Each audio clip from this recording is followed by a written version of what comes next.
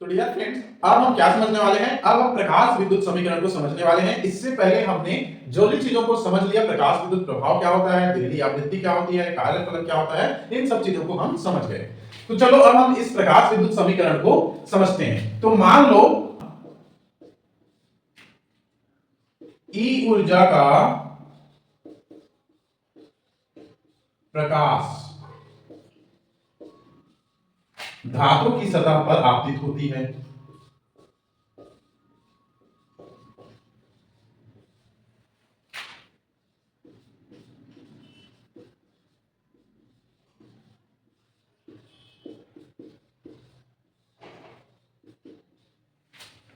जहां ई क्या है?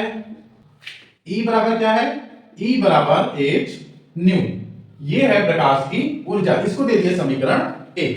ठीक है, इसको याद रखना है। प्रकाश की ऊर्जा किससे दिया जाता है? ई बराबर एच न्यू से। ठीक, तो चलो एक हम फिर से डायग्राम को समझते हैं कि हमारे पास एक धातु की सतह है। इस धातु की सतह पर इलेक्ट्रॉन को उत्सर्जित होना है। ठीक, इलेक्ट्रॉन को उत्सर्जित होने के लिए हमने इस पर क्या आपतित किया हुआ था? इस पर आपतित किया हुआ था प्रकाश को। ठीक, तो ये हमारे पास क्या है? प्रकाश है जो यहां पर आया है। अब ये जो आने वाला प्रकाश है, इसी प्रकाश की ऊर्जा कितनी है? E बराबर एच न्यू है। ठीक, E बराबर कितना है? H new. न्यू क्या है? प्रकाश की आवृत्ति है। याद रखना, न्यू क्या है? प्रकाश की आवृत्ति है।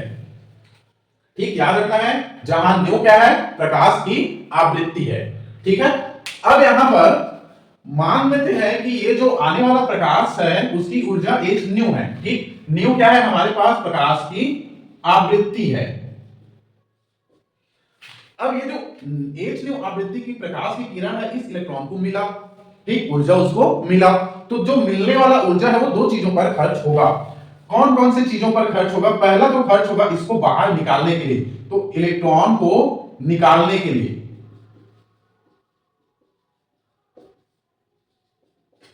ठीक है, किन चीजों में खर्च होगा? इलेक्ट्रॉन को निकालने में। दूसरा खर्च किसमें होगा? इलेक्ट्रॉन की गतिज ऊर्जा में। ठीक, इसको समझते हैं। मान लो इसके पास 100 ऊर्जा है। 100 में से इसमें से मान लो 6 ऊर्जा खत्म हो गई। किसको निकालने में? इलेक्ट्रॉन को निकालने में। 100 में से कितना खत्म हुआ? 6 खत्म हुआ। तो बचा कितना? 94। तो 94 चला जाएगा किसके पास में? इलेक्ट्रॉन की गतिज ऊर्जा में। ठीक, यदि 6 ऊर्जा ना खत्म होके मान लो ये खत्म हो जाता 30। कितना खत्म होता? 30। तो इसकी गतिज ऊर्जा कितनी बन जाती? 70। अर्थात ये जो दिया गया ऊर्जा है वो दो चीजों में खत्म होती है। पहला खत्म होता है इलेक्ट्रॉन को बाहर निकालने में, दूसरा खत्म होता है इलेक्ट्रॉन की गतिज ऊर्जा में। ठीक, अब यदि मान लो, माना आपतित प्रकाश की, सॉरी आपतित नहीं, निकलने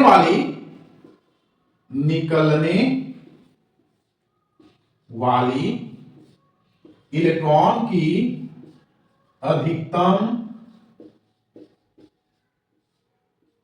गतिज ऊर्जा, अधिकतम वेग भी मैक्सिमम है, तो इलेक्ट्रॉन की गतिज ऊर्जा कितनी होगी? कितनी होगी? Kinetic energy equal to 1/2 m भी मैक्सिमम का स्क्वायर। ठीक, समीकरण 2। जहां यहां पे क्या है? यहां m इक्वल टू इलेक्ट्रॉन का द्रव्यमान,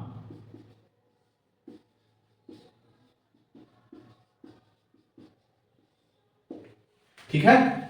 अब यहां पर फिर समझते हैं, इलेक्ट्रॉन की मैक्सिमम वेलोसिटी कितना है? v maximum. तो उसकी गतिज ऊर्जा भी कितनी हो जाएगी? 1/2 mv का स्क्वायर। यही तो होता है ना। तो यहां पे मैक्सिमम, तो यहां पे भी हमने क्या लगा दिया? मैक्सिमम। तो हमारे पास दो प्रकार के इंपॉर्टेंट समीकरण आपको याद रखना है। E equal to h nu सरल है, और E के sorry kinetic energy equal to 1/2 mv maximum का स्क्वायर। ठीक है, अब यहां पर मेन इस चीज को लिखना है कि इलेक्ट्रॉन द्वारा प्राप्त ऊर्जा, अतः दिया गया ऊर्जा प्रकाश की प्रकाश द्वारा प्राप्त ऊर्जा बराबर किन चीजों में खत्म होगा?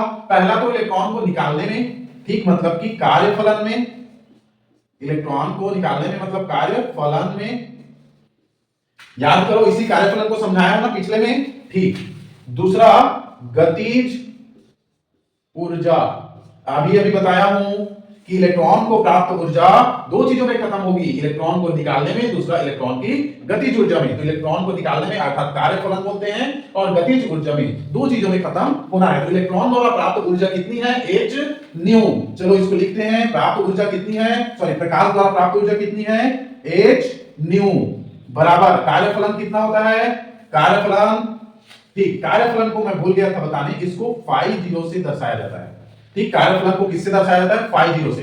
प्लस गतिज ऊर्जा कितनी है?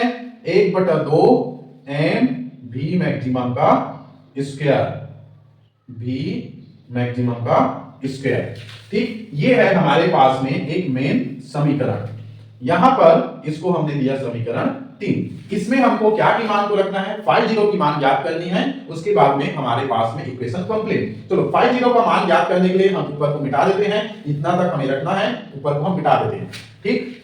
अब यहां पर हम एक चीज समझते हैं, क्या समझते हैं कि ये जो हमारे पास में प्रकाश द्वारा प्राप्त ऊर्जा h न्यू है, अर्थात यहां पर हमने इसको 100 माना हुआ है, यदि वो टोटल किसमें खत्म हो जाए? इलेक्ट्रॉन को बाहर निकालने में खत्म हो जाए, अर्थात कार्यफलन में खत्म हो जाए, तो गतिज ऊर्जा कितनी बचेगी?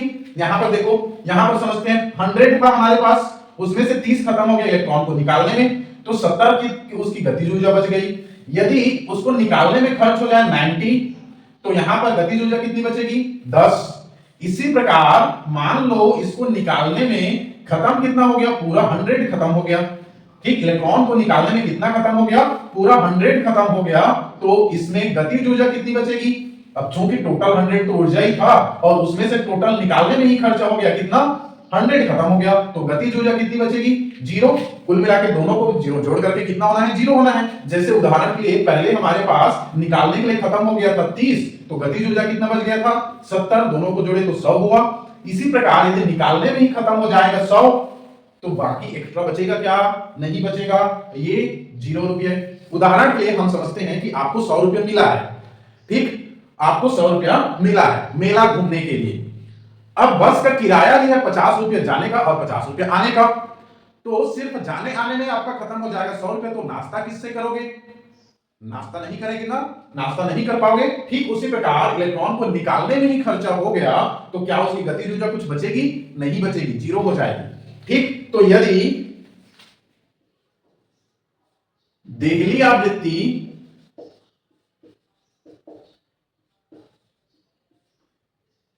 कितना हो? न्यू 0 हो, तो क्या हो जाएगा? V maximum equal to 0। अतः समीकरण कितना से? 3 से। समीकरण 3 से क्या होगा? हमें न्यू की जगह में रखना है न्यू 0 बराबर फाई 0 पहले से था 1/2 m, भी मैक्सिमम की जगह में रखना है 0, 1/2 m, और भी मैक्सिमम की जगह में रखना है 0। तो इसका टोटल कितना हो जाएगा? 0। तो हमारे पास बचेगा कितना? या फाई 0 बराबर कितना बचा? h new 0। ये हमारे पास बचा समीकरण 4। अब देखो इस समीकरण से हम मान रख देंगे इसमें, ठीक है।